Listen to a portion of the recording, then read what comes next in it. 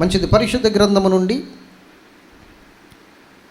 ఆది కాండము 8వ అధ్యాయము 4వ వచనం మనం చదువుకుందాం. ఆది కాండము 8వ అధ్యాయము 4వ వచనం. 7వ నెల 7వ నెల 17వ దినమున 17వ దినమున వాడ అరారాతు కొండల మీద నిలిచెను. అరారాతు కొండల మీద నిలిచెను. దేవుడు మనతో మాట్లాడును గాక. దేవుడు మనందరిని దర్శించి ఆశీర్వదించును గాక. ఈరోజు అంశం ఏంటంటే అరారాతు కొండ అనండి, చెప్పాలి. హల్లెలూయా. దేవుని బిడలారా, జాగ్రత్తగా విందాం. ఈ అరారాతు కొండ, దీని ప్రత్యేకత ఏమిటి?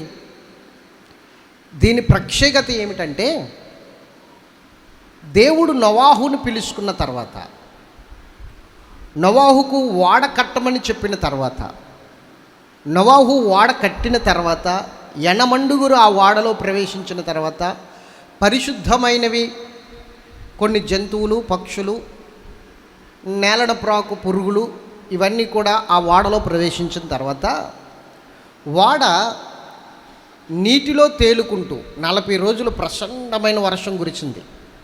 రాత్రి పగళ్ళు 40 రోజులు. ఆ వర్షానికి ఆ వాడ తేలి అరారాతు కొండ మీదకి వెళ్ళింది. ఈ అరారాతు కొండ పర్వతాలన్నిటి మీద ఎత్తు, చాలా ఎత్తైన కొండది. అర్థమవుతుందా? పర్వతాలన్నీ మునిగిపోయి ఆ నీటి వరదకి అన్ని పర్వతాలు మునిగిపోయి. 7వ అధ్యాయము 19, 20 ఒకసారి చదవండి. 19వ వచనం చదవండి చాలు. ఆ ప్రచండ జలములు భూమి మీద అత్యధికంగా ప్రబలినందున ఆకాశమంతటి కిందున్న గొప్ప పర్వతములన్నీ మునిగిపోయాను. చెప్పండి, పర్వతాలన్నీ ఏమైపోయినాయి? ఇప్పుడు గొప్ప గొప్ప పర్వతాలన్నీ కూడా మునిగిపోయాయి. ఏ పర్వతము లేదు భూమి మీద. అంత పెద్ద ప్రచండమైన జలప్రలయం, భయంకరమైన వరద. ఎంత పెద్ద పర్వతమైనా సరే మునిగిపోయింది. కానీ అరారాతు పర్వతం మునగలేదు, అరారాతు కొండ మునగలేదు. అంటే ఇప్పుడు ఆ కొండ దేనికి సాదృశ్యంగా మనం తీసుకోవాలి? ఆత్మీయంగా ఆ కొండ దేనికి సాదృశ్యం అంటే, ఒకటి దేవునికి సాదృశ్యం. దేనికి చెప్పాలి? కొండ దేవునికి సాదృశ్యం ఎలాగవుతుంది? మరి దావీదనలా నా కొండ, నా కోట, నా ఆశ్రయమా అన్నాడా లేదా? ఒకటి, అది దేవాది దేవునికి సాదృశ్యమైనది. 2, ఈ అరారాతు కొండ, ఈ పర్వతము షియోను పర్వతముగా మనం చెప్పుకోవచ్చు. దేవునికి స్తోత్రం చెప్పండి. షియోను పర్వతం అనండి.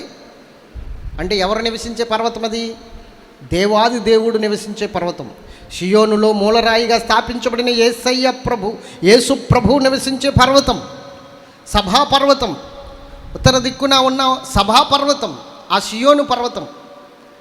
ఇప్పుడు ఆ అరారాతు కొండని మనము షియోను పర్వతముగా, అంటే పరలోకపు ప్రత్యక్షతగా మనం చెప్పుకోవచ్చు. ఏ ప్రత్యక్షత? పరలోకపు ప్రత్యక్షత, అంటే పరలోకము అని కూడా మనం చెప్పుకోవచ్చు. నేను గతంలో చెవుకొడిపాలెంలో ఇది చెప్పినప్పుడు దీన్ని వేరుపాటు జీవితం గురించి, కొండ గురించి చెప్పాను. కానీ ఇప్పుడు నేను ఇంకొంచెం పరిపూర్ణంగా చెప్తున్నాను. ఏం చెప్తున్నానంటే, దీన్ని పరలోకానికి సాదృశ్యంగా తీసుకోవాలి. దేనికి సాదృశ్యంగా? ఈ అరారాతు కొండ పరలోకానికి సాదృశ్యంగా, సియోను పర్వతానికి సాదృశ్యముగా మనం తీసుకోవచ్చు. ఎలాగో చెప్తాను, జాగ్రత్తగా వినండి. దేవుడు లోకమును తేరి చూసినప్పుడు, ఆయన ఆకాశము నుండి తేరు చూస్తున్నాడు. వివేకము కలిగి నన్ను వెతుకువారు ఒకరైనా ఉన్నారా, ఒకరైనా కలరా అని ఆకాశము నుండి ఆయన తేరు చూస్తున్నప్పుడు, నోవాహు ఒక్కడే నీతిమంతుడిగా కనబడ్డాడు. కన్నమవారందరూ కూడా పాపిష్టి జనాంగముగా, అందరూను పాపము చేసి దేవుడు అనుగ్రహించు మహిమను పొందలేకుండా ఉన్నారు. ఈ నోవాహు ఒక్కడే దేవుణ్ణి వెతుకువాడిగా, నోవాహు ఒక్కడే దేవుణ్ణి ఆరాధించేవాడిగా, దేవుణ్ణి సేవించేవాడిగా కనబడుతున్నాడు. ఏదో కొద్దో గొప్ప భక్తితో, విశ్వాసముతో దేవుని సన్నిధిలో కనిపెడుతున్న వ్యక్తి నోవాహు.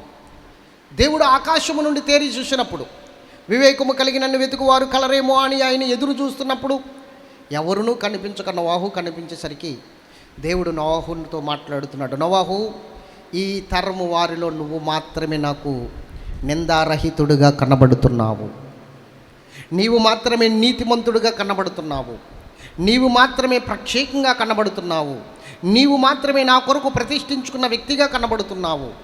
కాబట్టి నీ కుటుంబాన్ని కట్టుకోవడానికి, నీవు నీ కుటుంబము రక్షించబడడానికి ఒక వాడను సిద్ధం చేసుకో అని దేవుడు మాట్లాడుతున్నాడు. ఎందుకు ప్రభువా వాడ అని నోవాహు అడిగితే అంటున్నాడు, ఈ భూమి మీద ఉన్న సమస్త మానవాళ్ళని బట్టి నేను విసిగిపోయాను. భూమి బలాత్కారంతో నింపబడిపోయింది, ఎవరూ నన్ను వెతుకుతలేదు. అందరూ ఈ లోకంలో ఉన్న సుఖభోగములతో తినుచు త్రాగుచు సంతోషిస్తూ ఆనందిస్తూ ఇల్లు కట్టుకునిచు గృహప్రవేశాలు చేసుకుంటూ పెండ్లు చేసుకుంటూ సంతోషంగా పిల్లలను కంటూ వారి జీవితం వారు జీవిస్తున్నారు. కానీ నన్ను సృజించిన సృష్టికర్త ఎక్కడున్నాడు, ఏమై ఉన్నాడు అని ఆలోచించేవారు ఒక్కరునూ లేరు. కాబట్టి నేను ఈ భూమి మీద ఉన్న ప్రతి ఒక్కరిని కూడా జలప్రలయముతో తుడిచిపెట్టి వేయబోతున్నాను. పాపం పెరిగిపోయింది, భూమి మీద పాపం విస్తరించబడిపోయింది. కాబట్టి భూమి బలాత్కారంతో నింపబడిపోయింది కనుక నేను జలప్రలయం రప్పించబోతున్నాను. జలప్రలయమా ఎలా వస్తుంది ప్రభువా? ఎలా వస్తుందంటే 40 రోజులు పగలు రాత్రులు నేను విస్తారమైన వర్షం కురిపిస్తాను.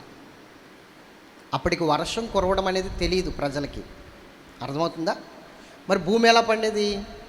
ఆవిరి, భూమిలో నుండి ఆవిరి పైకొచ్చి భూమి శమాయింపు పొంది ఆ శమాయింపు ద్వారా భూమి పండేదన్నమాట. అర్థమవుతుందా?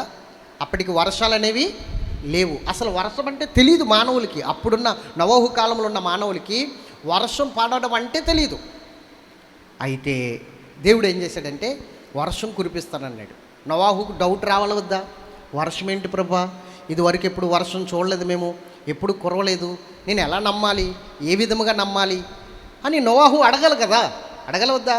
అయితే నేనంటాను, ఏ ఆధారము లేని కాడ నిరీక్షించగలిగిన వాడే నిజమైన భక్తుడు. నిరీక్షణకు ఆధారం లేదు ఆ దినాల్లో.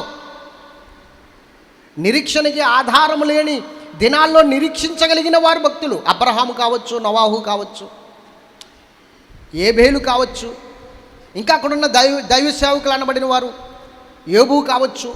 వీళ్ళందరూ కూడా నిరీక్షణకు ఆధారము లేని చోట్ల వాళ్ళు నిరీక్షణ ఉంచారు. అవునా? ఇంతకు ముందు ఎప్పుడు చూడలేదు, ఆ సంగతులు వినలేదు, కానీ అలా జరుగుతుంది అని ఎలా నమ్మగలదు? ఇంతకు ముందు ఎప్పుడు ఆ విషయాలు చూడనప్పుడు, ఆ విషయాలు విననప్పుడు అలాగే జరుగుతుంది అని ఎలా నమ్మగలదు? ఎదుటి వారిని ఎలా నమ్మించగలదుమా? నమ్మగలదుమా? కానీ నోవాహు నమ్మాడట. ఎబ్రీలకు రాసిన పత్రిక 13వ అధ్యాయము, ఎబ్రీలకు రాసిన పత్రిక 11వ అధ్యాయము 7వ వచనం, 11:7. విశ్వాసం బట్టి అందరూ తీశారా? 11:7 చూడండి. విశ్వాసమును బట్టి నోవాహు అది వరకు చూడని సంగతులను గూర్చి. అది వరకు అంటే ఇది వరకు అని మన వాడిక భాష ఇది వరకు, కానీ బైబిల్ భాష అది వరకు. స్తోత్రం చెప్పండి. బైబిల్ భాష ఏంటి? అది వరకు అంటే ఇది వరకు. మనం ఏమంటాం మన వాడిక భాష? ఇది వరకు ఎప్పుడు వినలేదండి, ఇది వరకు ఎప్పుడు చూడలేదండి. కానీ బైబిల్ ఏంటంటే అది వరకు. ఈకడ పెట్టింది బైబిల్. స్తోత్రం చెప్పండి. మన వాడిక భాషలో చదువుకుందాం. నోవాహు చదువునానా? విశ్వాసమును బట్టి నోవాహు ఇది వరకు చూడని సంగతులను గూర్చి దేవుని చేత హెచ్చరించబడి భయభక్తులు గలవాడై తన ఇంటి వారి రక్షణ కొరకు ఒక వాడను సిద్ధం చేసెను. దేవునికి స్తోత్రం చెప్పండి. ఇప్పుడు మీకు అర్థమైందా? ఇది వరకు ఎప్పుడు వినని సంగతులు దేవుని చేత వింటున్నాడు నోవాహు. ఇది వరకు ఎప్పుడు బోధించలేని విషయాలు ఇప్పుడు నోవాహుకి బోధించబడుతున్నాయి. జాగ్రత్తగా వినాలి. మరి ఆ విషయాన్ని వింటున్నాడు, నమ్ముతున్నాడు. వెంటనే ఏం చేశాడంటే దేవుడు చెప్పినట్లుగా ఒక వాడ సిద్ధం చేశాడండి. ఎంత అద్భుతమైన విషయం ఒకసారి ఆలోచించండి. వాడ సిద్ధం చేసి ఆ వాడలోనికి తన కుటుంబాన్ని అంతటినీ తీసుకొచ్చాడు. మీరు జాగ్రత్తగా వినాలి. ఇప్పుడు మీకు నేను చెప్తున్న విషయం ఒకటే. నోవాహుని దేవుడు ఎందుకు పిలుచుకున్నాడో తెలుసా? నోవాహుని దేవుడు ఎందుకు ఏర్పాటు చేసుకున్నాడో తెలుసా? అక్కడ ఉన్న వారందరూ కూడా నోవాహు కుటుంబము తప్పించి కన్మ వారందరూ కూడా ఎవరు? ఇప్పుడు భక్తిహీనులు. అవునా కదా? అసలు దేవుడంటే భయం లేకుండా జీవిస్తున్నవారు, దేవుడంటే నమ్మిక లేకుండా జీవిస్తున్నవారు, తమ ఇష్టానికి బ్రతుకుతున్నవారు, పాపము మీద పాపము చేసుకుంటూ దేవుని కోపాన్ని రేపుతున్నవారు. అలాంటి బ్రతుకుతున్న వారి మధ్య నోవాహు కుటుంబం ఎలాగుందంటే మట్టిలో మాణిక్యం అన్నట్లుగా. అర్థమవుతుందా మీకు? మట్టిలో ఒక మాణిక్యం ఏ విధంగా అయితే దొరికినట్లుగా దేవునికి ఈ పాపిష్టి జనాంగము మధ్య నోవాహు దొరికాడు. దేవుణ్ణి ఆరాధించే వ్యక్తిగా, దేవుణ్ణి స్తుతించే వ్యక్తిగా నోవాహు దొరికాడు. ఇప్పుడు ఈ నోవాహు జీవితాన్ని మనం ఒక్కసారి పరిశీలన చేస్తే, నోవాహు తన పరిశుద్ధతను కాపాడుకున్నాడు, తన నీతిని కాపాడుకున్నాడు, తన భక్తిని కాపాడుకున్నాడు. నోవాహుకి దేవుడు పిలుచుకునేసరికి ఎన్ని సంవత్సరాలు తెలుసా? 500 సంవత్సరాలు. ఎన్ని సంవత్సరాలు? నోవాహుని దేవుడు పిలుచుకునేసరికి నోవాహుకి ఎన్ని సంవత్సరాలు? సెపరేట్ అలా 500 సంవత్సరాలు. ఇప్పుడు 500 సంవత్సరాలు ఎవరి మధ్య ఉన్నాడు? భక్తిహీనుల మధ్య ఉన్నాడు. భక్తిహీనుల మధ్య 500 సంవత్సరాలు ఉన్నప్పటికీ వారి భక్తిహీనత కానీ, వారి అవిశ్వాసం కానీ, లేకపోతే వారికున్న ఆ లోకాచారాలు కానీ, పాపకరమైన స్థితి కానీ కొంచెము కూడా ఇతనికి అంటకుండగా, కొంచెము కూడా ఇతనికి ఏమాత్రము తాకకుండగా పరిశుద్ధముగా ఒక ప్రత్యేకముగా జీవించడం మొదలుపెట్టాడు. దేవునికి స్తోత్రం చెప్పండి. అర్థమవుతుందా? ఒక ప్రత్యేకమైన జీవితం. ఈరోజు మన జీవితంలో కొంచెము ఎవరైనా ఏదైనా ఆకర్షణీయమైన పని చేస్తే మన భక్తి అంతా సన్నగిల్లిపోతుంది, మన విశ్వాసం సన్నగిల్లిపోతుంది. అట్లా కాదు, వారు దేవుడు ఎక్కడున్నాడని మాట్లాడుతున్నారు నోవాహు దగ్గరికి వచ్చి. అసలు దేవుడు ఏం చేశాడని మాట్లాడుతున్నారు నోవాహు దగ్గరికి వచ్చి.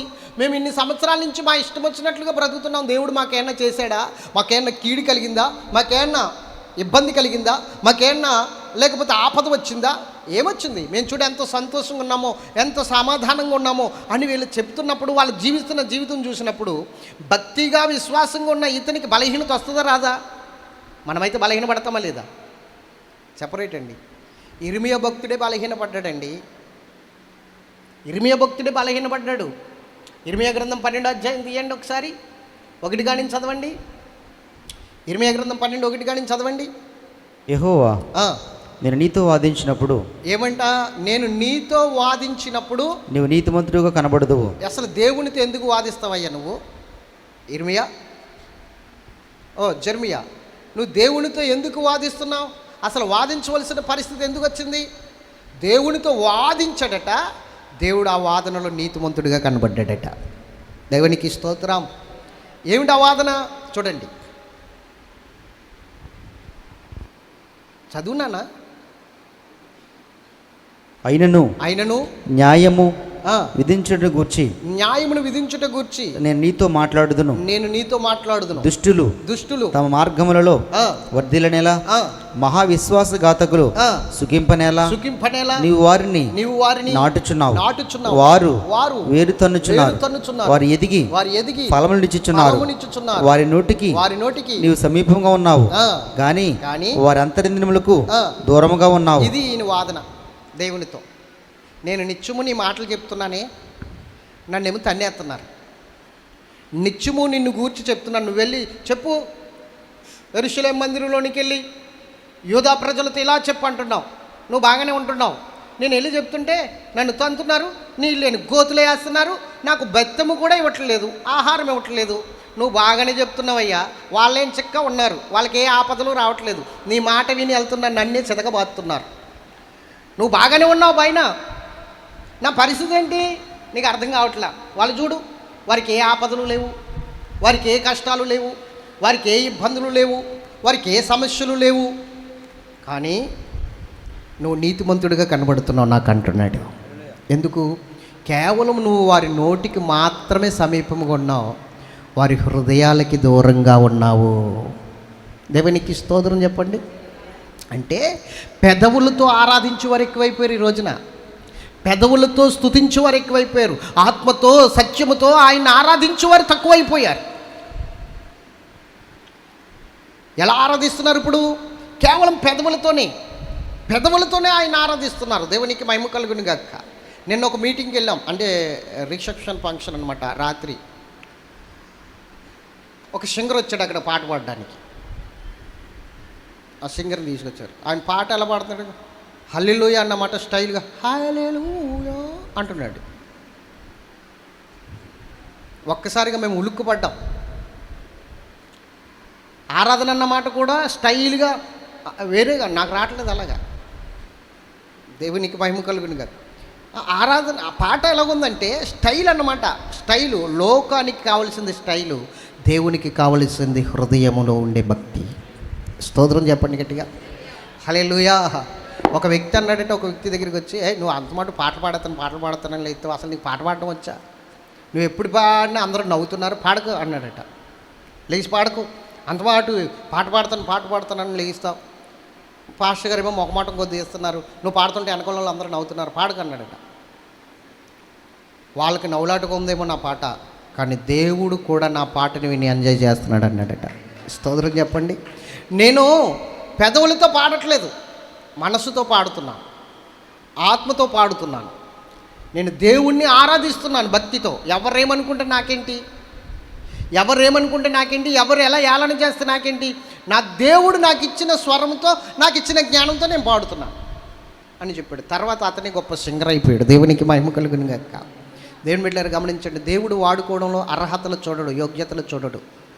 ఆయన కేవలము నీ దీనత్వాన్ని చూస్తాడు, నీ దయాళత్వాన్ని చూస్తాడు, నీ తగ్గింపుని చూస్తాడు, నువ్వు ఎలా ఆరాధిస్తున్నావు ఆయన్ని అనేదే చూస్తాడు.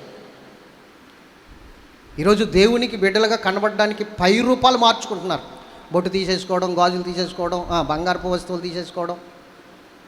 మేము దేవుని బిడ్డలమండి, మా ఇంటి ముందు ముగ్గెట్టుకోము, ఇలా దేవుణ్ణి పరిచయం చేస్తారా మీరు లోకానికి? లోకానికి నీ క్రియల ద్వారా యేసయ్యను పరిచయం చేయాలి. ఎట్లాగా చెప్పండి, ఎట్లా పరిచయం చేయాలి? అవి చెయ్యొద్దని నేను అన్ను, కానీ వాటికన్నా ప్రాముఖ్యమైనవి క్రియలు. అవునా కాదా? వేషధారణ కన్నా ప్రాముఖ్యమైనది ఏంటి? క్రియలు. ఆ క్రియల ద్వారా దేవుణ్ణి నువ్వు సంతోషపెట్టగలగాలి. ఆ క్రియల ద్వారా. స్తోత్రం చెప్పండి గట్టిగా. ఇప్పుడు ఈ యొక్క నోవాహు అనే వ్యక్తి 500 సంవత్సరాలు దేవునితో జతకట్టి, దేవునితో సహవాసం చేసి కుటుంబం అంతటిని దేవుని సన్నిధిలోనికి నడిపిస్తున్నాడు. ఆ కుటుంబం ఎలా ఉందంటే ఒక ప్రత్యేకంగా ఉంది. ఆ ప్రాంతం అంతటిలోనే కాదు, భూమి మీద ఉన్న జనాంగం అంతటిలో కూడా ఆ కుటుంబం, నోవాహు కుటుంబం ఒక ప్రత్యేకంగా కనబడుతుంది. ఆ కుటుంబంలో ఏం కనబడుతుందంటే కుటుంబ ప్రార్థన కనబడుతుంది. ఆ కుటుంబంలో ఏం కనబడుతుందంటే దేవుణ్ణి స్తుతించే స్తుతిగానాలు ఆ కుటుంబంలో వినబడుతున్నాయి. నీతిమంతుల గుడారంలో రక్షణను గూర్చిన సునాదము వినబడును. స్తోత్రం చెప్పండి గట్టిగా. నీతిమంతుల గుడారాల్లో ఏమి వినబడుతుంది? రక్షణను గూర్చిన సునాదం వినబడుతుంది. కాబట్టి ఇప్పుడు నోవాహు కుటుంబంలో రక్షణను గూర్చిన సునాదం వినబడుతుంది. అది సరాసరి ధూపములాగా పరలోకానికే చేరుకుంటుంది. ఆ భూమి మీద ఉన్న ప్రతి ఒక్కరికి ఈ కుటుంబము వేరుగా కనబడుతుంది. లోకంలో ఉన్న వారందరూ భోజనాలు చెప్తున్నారు నోవాహుకి, సారీ సార్ నేను రానంటున్నాడు. లోకంలో ఉన్న వారందరూ ఫంక్షన్లు చెప్తున్నారు, రండి ఈరోజు ఎంజాయ్ చేద్దాం, మీ కుటుంబంతో వచ్చేయండి అంటున్నారు. సారీ సార్ నేను రానంటున్నాడు. ఎందుకు పాస్టర్ గారండి, మరి మా అమ్మాయి పెళ్ళికి వచ్చాడని నేను వెళ్ళకపోతే బాగోదు కదండి, వెళ్ళమంటారండి? మీ అమ్మాయి పెళ్ళికి వచ్చి ఎంత రాశాడు? పుస్తకంలో చూడాలండి. చూడు మరి ఎంత రాశాడు? పుస్తకంలో చూసిన తర్వాత ఎంత రాశాడు? అవేం చేయాలి? ఇప్పుడు వెళ్ళి చదివించేసి నీకు ఇష్టమైతే ఆ బిడ్డకి ప్రార్థన చేసి వచ్చేయటమే. కానీ అక్కడ కూర్చుని వాళ్ళు చేస్తున్న ప్రోగ్రామ్స్ అన్నీ చూసి ఎంజాయ్ చేసి వస్తే నీ సమయం ఎంత ఎక్కడ గడిచిపోయింది? అది స్తోత్రం చెప్పండి గట్టిగా. నేను ఒక విషయం చెప్తాను. గంటన్నర ప్రార్థన చేసి, ఏసన్న గారు చెప్పిన మాట ఇది, నేను చెప్పిన మాట కాదు. గంటన్నర సేపు నువ్వు రూమ్లోకి వెళ్ళి ప్రార్థన చేసి దేవునితో ఒక అద్భుతమైన సహవాసం కలిగి బయటకు వచ్చి ఒక అన్యుడితో నువ్వు సహవాసం చేసి ఒక పనికిమాలిన మాట మాట్లాడితే ఈ గంటన్నర ప్రార్థన వ్యర్థమైపోయినట్లే. ఇది ఏసన్న గారు చెప్పారు ఈ మాట. దేవునికి స్తోత్రం చెప్పండి. హల్లెలూయా. దేవుని బిడ్డలారా, నేను ఒక విషయం చెప్తున్నాను. క్రైస్తవునికి అంటే పక్షికి 2 రెక్కలు ఎలాగో క్రైస్తవునికి కూడా ప్రార్థన, వాక్యము 2 రెక్కలు. ఈ 2 రెక్కలు, వాక్యం అనే రెక్క బలహీనమైన, ప్రార్థన అనే రెక్క బలహీనమైన, రెక్కల తెగిన పక్షుల్లా మారిపోతాం మనం. ఇంక ఎదగలేం, ఎగరలేం. అర్థమవుతుందా? కాబట్టి మన జీవితానికి ఒకటి ప్రార్థన, ఒక రెక్క, ఇంకొక రెక్క వాక్యం. ఈ రెండు ఎప్పుడైతే బలంగా ఉంటాయో నిన్ను ఎవరు అందుకోలేనంత ఎత్తైన పర్వతముల మీదకి దేవుడు తీసుకుని పోతాడు. పక్షి రాజు వలె ఎత్తైన స్థలంలోనికి ఎదుగుతావు. అక్కడ నీ గూడుని సిద్ధం చేసుకుంటావు. పైకి ఎగురుతావు, పైకి ఎగురుతావు పక్షి రాజు వలె. ఆ రెండు రెక్కలు నీకుంటాయి. వాక్యం అనే రెక్క, ప్రార్థన అనే రెక్క నీకుంటాయి. ఈరోజు వాక్యము వింటున్నారు కానీ మనసులో పెట్టుకోలేకపోతున్నారు. దాని ప్రకారంగా జీవించలేకపోతున్నారు. దాని ప్రకారంగా సరి చేసుకోలేకపోతున్నారు. ఏమి వింటే ఏం ప్రయోజనం? వాక్యము ద్వారా నిన్ను నువ్వు సరి చేసుకోలేనప్పుడు ఏం ప్రయోజనం అండి? ఏం ప్రయోజనం చెప్పండి? ప్రయోజనం ఉందా? లేదు. ఒక సహోదరుడు, పాస్టర్ గారండి, నేను ఎంతగా ఉందామన్నా నా పరిస్థితి అలా ఉండనిత్తలేదండి. ఒక అన్య సాంప్రదాయమైన పరిస్థితికి వెళ్ళవలసి వచ్చింది, వెళ్ళానండి. మరి నన్ను క్షమించండి పాస్టర్ గారు అంటున్నాడు. నేను అన్నాను, క్షమించేది నేనా దేవుడా? ఎవరు క్షమించాలి? అన్య పరిస్థితి వెళ్ళే పరిస్థితి వస్తే ఎలాగండి? ఒక డాక్టర్ గారు ఒక వ్యాధిగ్రస్తుడికి కొన్ని మెడిసిన్ రాసిస్తారు. ఈ మెడిసిన్ వేసుకోవాలంటారు. ఆ మెడిసిన్ వేసుకో, కానీ వేసుకుంటూ కొన్ని చేయకూడనివి చేయకుండా ఉంటే, జాగ్రత్తగా ఉంటే పత్యము చేస్తే బాగుంటుంది అని చెప్తాడు. అవునా? మనం మందు బిళ్ళ వేసుకోవడం కాదు, పత్యము కూడా చేయాలి. చేయలవద్దా? ఆ పత్యము చేస్తూ ఒక రోజున అనుకోకుండా చికెన్ తినేసాడు. ఏమైంది? తినకూడని చికెన్ తినేశాడు. డాక్టర్ గారి దగ్గరికి మళ్ళీ వెళ్ళాడు. డాక్టర్ గారు, నా పరిస్థితి బాగోలేదండి, ఇదివరకు కన్నా ఎక్కువైపోయిందండి కంప్లైంట్. మరి బిళ్ళలు వేసుకుంటున్నావా? వేసుకుంటున్నానండి. మరి నేను తినేద్దన్నవి మానేసావంటే రాత్రి తినవలసి వచ్చిందండి. ఎందుకు తిన్నావు? మరి ఏముందండి, మా ఇంట్లో ఇంకేరే కూర వండలేదండి, ఆ కూర ఒకటే వండారండి. మరి ఏం చేయమంటారు? ఒక మొక్క కొంచెం ఊడిపి వేసుకుని తిన్నానండి. ఒకవేళ నీ ఇంట్లో ఆ కూర తప్ప వేరే కూర వండకపోతే నువ్వేం చేయాలో తెలుసా? మజ్జిగ వేసుకుని తినాలి, లేకపోతే టిప్పును తెచ్చుకుని తినాలి, లేకపోతే ఆ రోజు పస్తుండాలి. అవునా? అలాగే దేవుని సన్నిధికి వచ్చిన తర్వాత నువ్వు ప్రత్యేకంగా జీవించే జీవితంలో ఒక అన్య సాంప్రదాయమైన పరిస్థితి ఎదురైనప్పుడు అవసరమైతే దూరంగా వెళ్ళిపోవాలి. ఆ పరిస్థితి నీకు అంటకుండా చూసుకోవాలి. పస్తుండడానికైనా చూసుకోవాలి. ఒక్క పూట కూటి కోసం జ్యేష్ఠత్వపు హక్కును అమ్మి వేసుకున్న ఏసావు లాంటి భ్రష్టులుగా, వ్యభిచారులుగా మనం మారకూడదు. దూరంగా ఉండాలి. ఆ రోజు అదే కూర ఉందండి, ఏం చేయమంటారు? పస్తుండు. ఆ రోజు అవసరం వస్తే ఒక్క పూట తినకపోతే చచ్చిపోవు. వెళ్ళకపోతే కుదరదండి, వాళ్ళతో కలవకపోతే కుదరదండి, వాళ్ళు మా ఇంటికి రారండి, మాతో ఉండరండి, నష్టం లేదు. వదిలేయి. ఎందుకు వదిలేయాలి? దేవుడు తప్ప నాకు ఈ లోకంలో ఎవరు లేరు అన్న స్థితిలో నువ్వు ఉంటే అందరూ నీ దగ్గరికే వస్తారు ఒక రోజున. స్తోత్రం చెప్పండి గట్టిగా. నేను ఒక్క విషయం చెప్తాను, జాగ్రత్తగా ఆలోచించు. బంధువులు, స్నేహితులు, దేవుడు, లేకపోతే మొదటి స్థానంలో దేవుడిని పెడదాం. దేవుడు, బంధువులు, స్నేహితులు. ఓకే, ఇప్పుడు దేవుణ్ణి సంతోషపెట్టాలా, బంధువుల్ని సంతోషపెట్టాలా, స్నేహితులను సంతోషపెట్టాలా? ఎవరిని సంతోషపెట్టాలి? దేవుణ్ణి సంతోషపెడితే వీళ్ళందరూ మరి మూతి బిడాయించుకుని బొంగమూతి పెడుతున్నారుగా, మన ఇంటికి రావట్లేదుగా, మనతో మాట్లాడట్లేదుగా, మరి ఏంటి ఇప్పుడు? కాబట్టి ప్రభా, నీకు అన్నీ తెలుసు, నీకు అంతా తెలుసు, నువ్వు క్షమిస్తావు, వీళ్ళ క్షమించరు, నువ్వు కరుణమయుడివి, వీళ్ళ మూర్ఖులు, కాబట్టి వీళ్ళతో వెళ్తున్నాను, నువ్వు కరుణించు, కృప చూపించు, దయ చూపించు, క్షమించు అని చెప్పి వీళ్ళతో వెళ్తే దేవుడు నీకు దూరంగా వెళ్ళిపోయాడు అనుకుందాం. వీళ్ళతో వెళ్ళావు కదా, దేవుడు నీకు దూరంగా వెళ్ళిపోయాడు. వెళ్ళిపోయిన తర్వాత ఇప్పుడు వీళ్ళని సంతోషపెట్టావు, దేవుడిని దుఃఖపెట్టావు, బాధ పెట్టావు.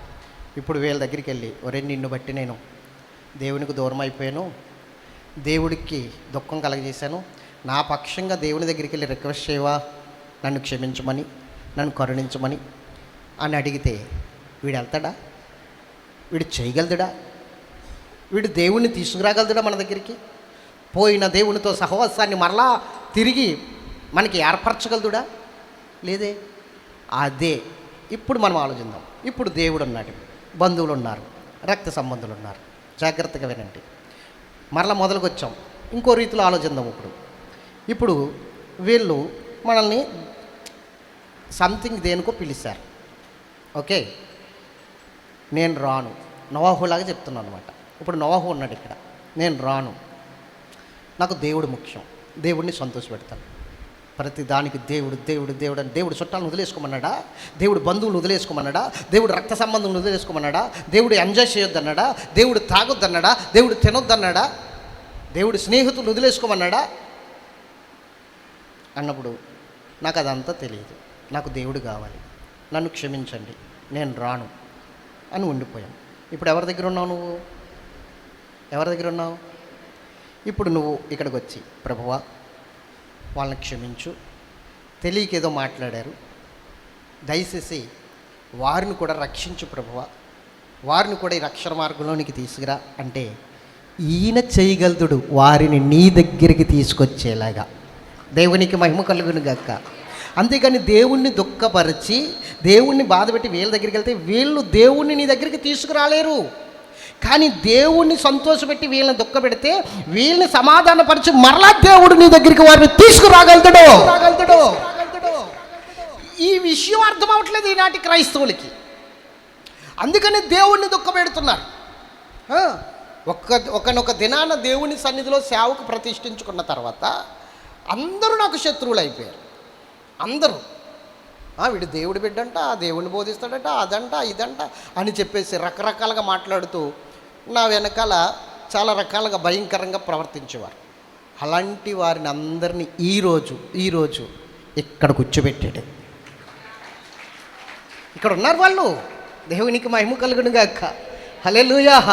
ఇక్కడ కూర్చోబెట్టాడు. ఇప్పుడు వాళ్ళు ఇడికి దేవుడు అంటే ఇడి పాస్టర్ అంటే అని ఇప్పుడు అయ్యగారండి మా కొరకు ప్రార్థన చేయరా, అయ్యగారు మా కొరకు ప్రార్థన చేయండి, పాస్టర్ గారు మాకు ఇటు పెద్ద పాస్టర్ అంట, పాస్టర్ గారు మా కొరకు. ఎలా మారిపోయింది పరిస్థితి? దేవునికి అసాధ్యమైనది ఏది లేదు. స్తోత్రం చెప్పండి గట్టిగా. నువ్వు మనుష్యుల్ని కాదు దేవుణ్ణి సంతోషపెట్టు. ఇలాగ 500 సంవత్సరాలు నోవాహు జీవించాడు దేవుణ్ణి సంతోషపెడుతూ. అన్యాచారం అనేది తన జీవితంలోనికి రాకుండా, తన కుటుంబంలోనికి రాకుండా 500 సంవత్సరాలు ఎప్పుడైతే అలా జీవించాడో దేవుడు అతన్ని ఆశీర్వదించడం మొదలుపెట్టాడు. తను చూడడం మొదలుపెట్టాడు. వాడిని సిద్ధం చేసుకున్నాడు, వాడిని సిద్ధం చేశాడు. వాడిని సిద్ధం చేసిన తర్వాత కుటుంబం అంతటికి ఎన్నమండుగురికి నీటి ద్వారా బాప్తిసం ఇచ్చేశాడు. దేవుడే ఇచ్చేశాడు ఎన్నమండుగురికి బాప్తిసం. అవునా? జాగ్రత్తగా వినాలి. దేవుడే ఎన్నమండుగురికి బాప్తిసం ఇచ్చేశాడు. ఇప్పుడు బాప్తిసం ఇచ్చి తీసుకున్న వారు ప్రత్యేకంగా జీవించడం మొదలుపెట్టారు. దేవుని వాక్యానికి ప్రతిరోజు వారు దేవుని వాక్యం వింటున్నారు. వాళ్ళు వింటారా లేదా చెప్పాలి. దేవుడు కొన్ని ఆహార వస్తువులను సమకూర్చుకో అని చెప్పాడు. కొన్ని ఆహార వస్తువులను సమకూర్చుకున్నాడు. ఎన్నాళ్ళు వస్తాయి అవి?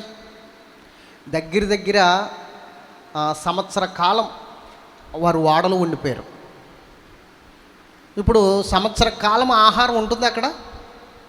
ఎన్నాళ్ళని తింటారు వాళ్ళు సమకూర్చుకున్న ఆహారం? అవునా కదా? మరి వాళ్ళకి ఆహారం ఎక్కడి నుంచి వచ్చింది?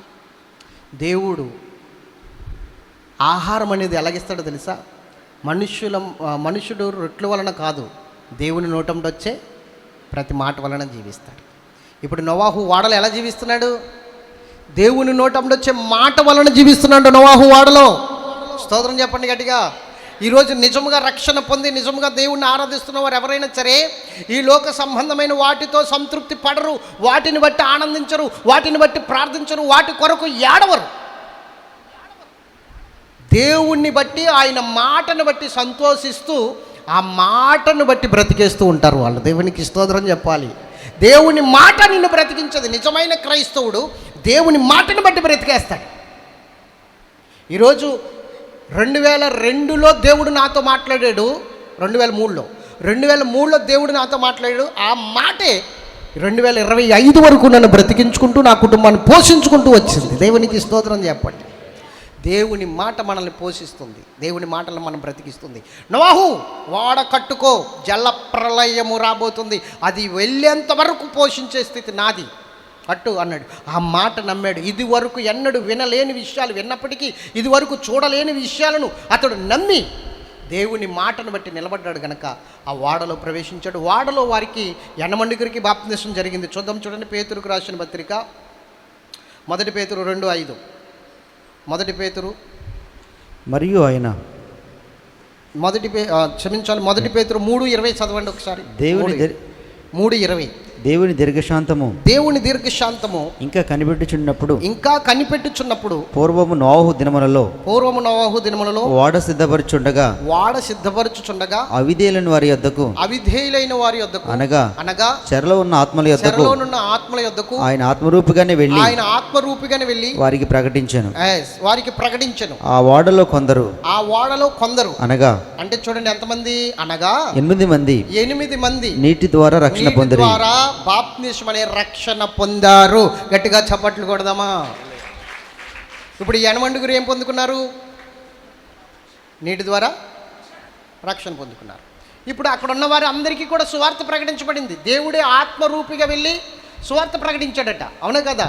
అక్కడ రాయబడింది అన్నమాట. దేవుని దీర్ఘశాంతం ఇంకను కనిపెట్టుచున్నప్పుడు పూర్వము నోవాహు దినములో వాడ సిద్ధపడుచుండగా, అంటే వాడ ఇంకను నోవాహు కడుతూ ఉండగానే అవిధేయులైన వారి యొద్దకు అనగా చెరలోనున్న ఆత్మల యొద్దకు ఆయన ఆత్మరూపగానే వెళ్ళి వారికి ప్రకటించెను. సువార్త ప్రకటించాడు. కానీ ఎంతమంది విన్నారు?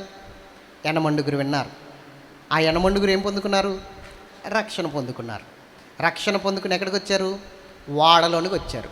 వాడ అనగా సంఘము అనండి. స్తోత్రం చెప్పాలి గట్టిగా. వాడ అనగా ఏంటి? సంఘము, దేవుని సంఘము. యేసు రక్తములో కడగబడిన ప్రతి ఒక్కరు కూడా చేర్చబడిందే సంఘం. ఈరోజు ఇక్కడ ఉన్న వారందరూ కూడా యేసు రక్తంలో కడగబడిన వారిగా ఉండాలి. వారే దేవుని సంఘం, వారే దేవుడు పిలుచుకున్న సంఘం. దేవునికి స్తోత్రం చెప్పాలి. అర్థమవుతుందా?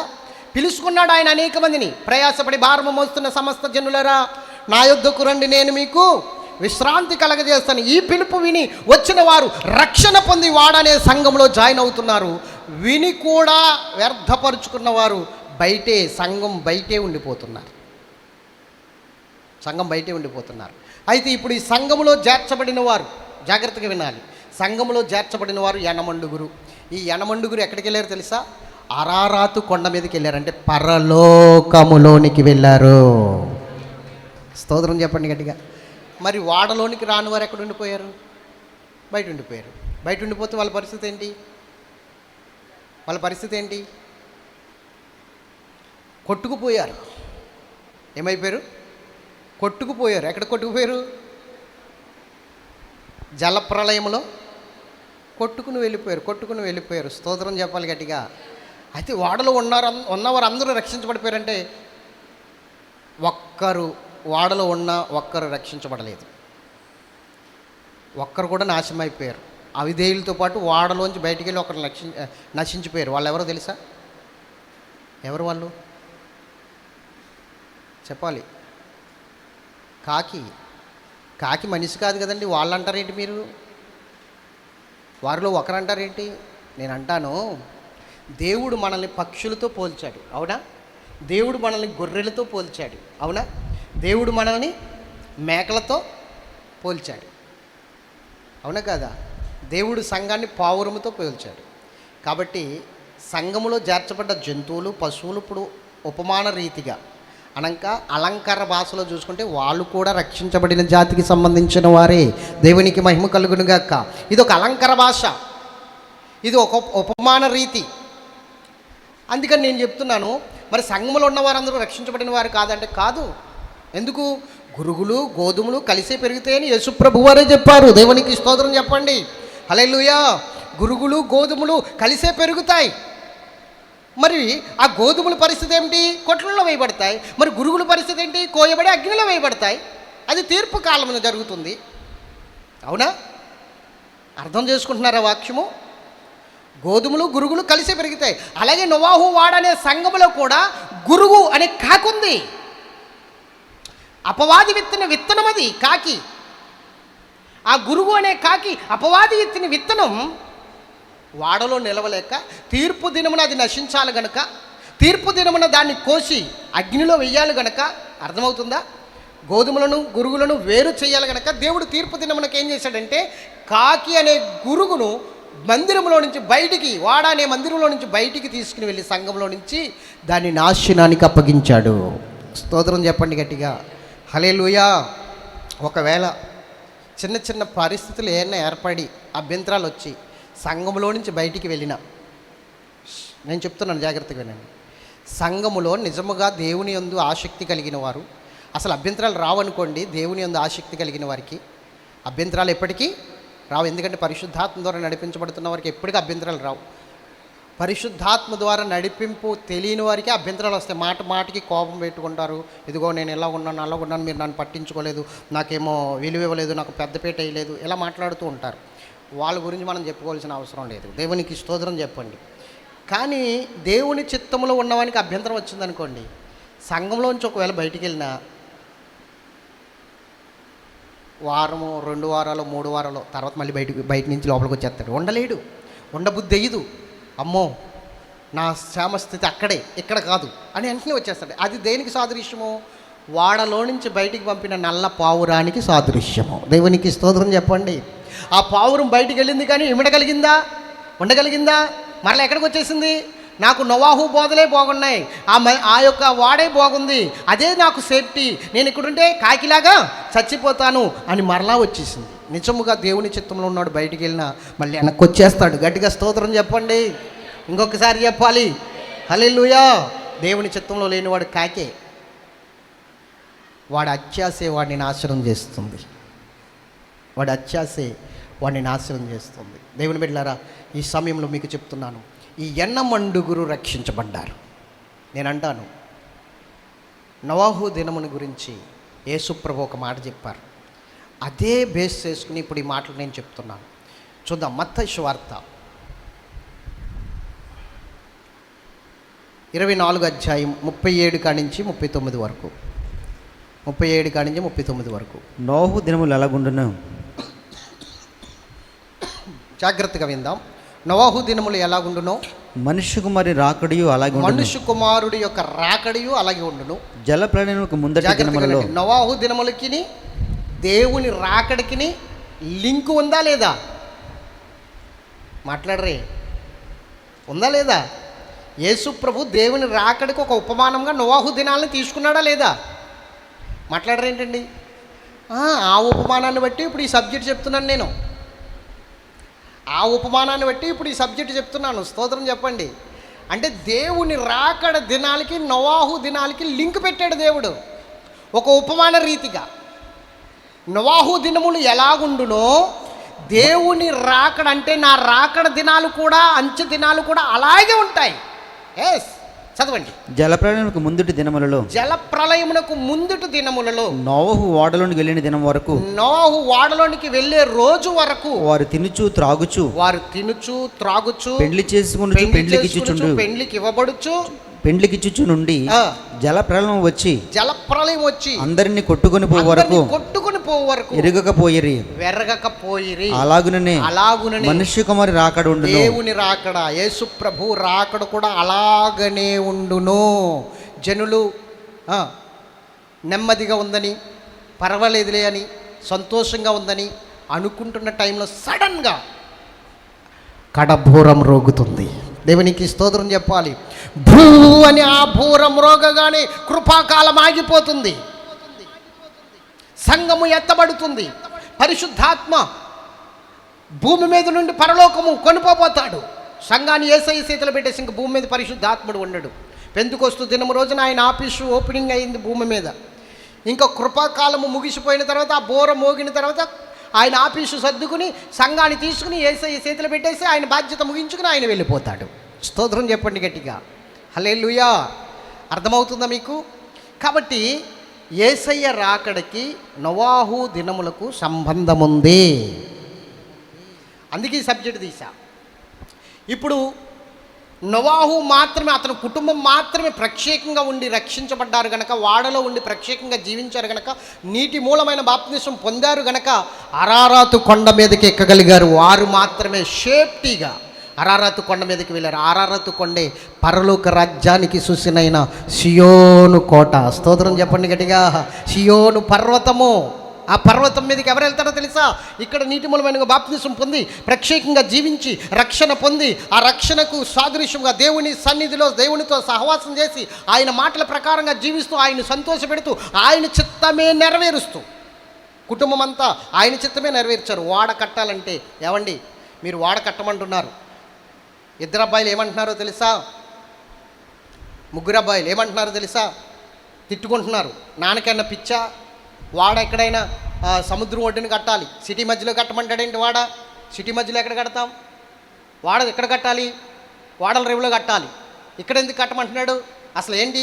నాన్నకన్నా పిచ్చా, దేవుడు మాట్లాడాడు అంటాడేంటి? ఎప్పుడైనా ఇంతకాలంలో దేవుడు ఎప్పుడైనా మాట్లాడాడా? పోనీ మాట్లాడితే మాట్లాడాడు. వర్షం వస్తుంది అంటాడేంటి? అసలు వర్షం అన్న మాట ఎప్పుడైనా విన్నామా?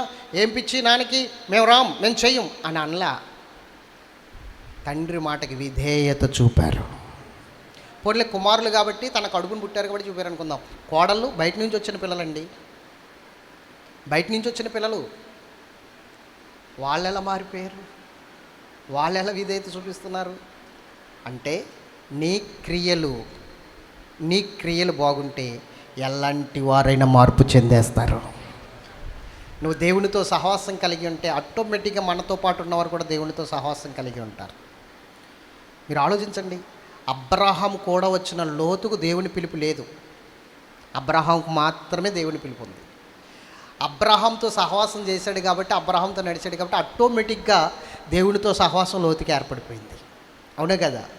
దేవునితో ఒక ప్రణాళిక లోతుకి ఏర్పడిపోయింది. ఎప్పుడైతే లోతు అబ్రహాము నుండి విడిపోయాడో ఆటోమేటిక్గా లోతుకు దేవునికి సహవాసం కట్ అయిపోయింది. అవునే కదా? కాబట్టి మనము దేవునితో సహవాసం చేస్తే మన పిల్లలు, మన భార్య, మన భర్త, మన బిడ్డలు, వారి బిడ్డలు అందరూ కూడా దేవునితో సహవాసం చేస్తారు. యేసుప్రభు అన్నాడు, పలానా గ్రామానికి వెళ్ళండి, గాడిద పిల్ల కట్టబడి ఉంటుంది, తీసుకొచ్చాను అన్నాడు. తల్లి గాడిద ఎక్కడుందో పిల్లగాడిది కూడా అక్కడే ఉంటుంది. స్తోత్రం చెప్పాలి గట్టిగా. తల్లి గాడిద బయట ఉంటే పిల్లగాడిద బయట ఉంటుంది. తల్లి గాడిద చర్చిలో ఉంటే పిల్లగాడిది కూడా మరి అది గాడిద అన్నందుకు బాధపడుతున్నారా? నేను గాడిదనే, యేసయ్యను మోస్తున్న గాడిదను. స్తోత్రం చెప్పండి గట్టిగా. ఇంకొకసారి చెప్పండి హల్లెలూయా. ఎంతమందికి అర్థమవుతుంది వాక్యం? ఇంకా ముగించేస్తున్నాను, దయచేసి వినండి. నోవాహు దినములు ఎలా ఉండునో మనుష్య కుమారుడి రాకడ దినాలు కూడా అలాగే ఉంటాయి. నోవాహు దినములలో నోవాహు వాడ కట్టుకుని నోవాహు వాడలో ప్రవేశించే రోజు వరకు తినుచు త్రాగుచు పెండ్లి చేసుకునిచు పెండ్లికి ఇవ్వబడుచు సంతోషంగా ఉందనుకున్న అకస్మాత్తుగా ఒక రోజున వర్షం ప్రారంభమయ్యింది. దేవుడు ద్వారం మూసేశాడు. ఏం ద్వారం? రక్షణ అనే ద్వారం మూసేశాడు. ఇంకా ఆ వాడలోకి వెళ్ళడానికి ఎవరికి వీల్లేదు. దేవుడు మాత్రమే తెరవాలి. ఇంకా ద్వారం తెరిస్తే దేవుడు ముయ్యగా ఎవరు తెరవలేరు, దేవుడు తెరిస్తే ఎవరు ముయ్యలేరు. అలాంటి విషయంలో జాగ్రత్తగా వినండి. నోవాహు కుటుంబం మాత్రమే రక్షించబడి ఆ శ్రమ దినాల్లో, ఆ రాకడ దినాల్లో నోవాహు కుటుంబం మాత్రమే పరలోకం వెళ్ళింది. సియోను పర్వతం మీదకి వెళ్ళింది. అదే అరారతు కొండ, పరలోకానికి సాదృశ్యం. కన్మవారు అందరూ ఏమైపోయారు? నాశనానికి వెళ్ళిపోయారు. దేవుని రాకడ దినాల్లో కూడా అంతే.